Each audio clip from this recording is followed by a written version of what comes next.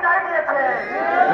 ভারতীয় এজেন্ট তাদের এই পরিকল্পিত এজেন্ডা, তাদের যে উদ্দেশ্য তা বাস্তবায়নের জন্য এই বাংলাদেশের আওয়ামী লীগ, ছাত্রলীগ, যুবলীগ, স্বেচ্ছাসেবক লীগকে কাজে লাগিয়েছে। আমরা দেখেছি জুলাই পরবর্তী সময়ে তারা এই হাদি ভাইয়ের মস্তিষ্কে গুলি করে তারা এটা বুঝাতে চেয়েছে যে মস্তিষ্ক থেকে ভারতের আগ্রাসন বিরোধী নলেজ জ্ঞান বের হয়, সেই মস্তিষ্ক আমরা বন্ধ করে দিতে চাই। আমরা বলতে চাই তোমরা হাদিকে মেরেছ, এক হাদি মরে গেছে, লক্ষ লক্ষ হাদি বাংলাদেশের প্রান্তর থেকে জন্ম নিয়েছে।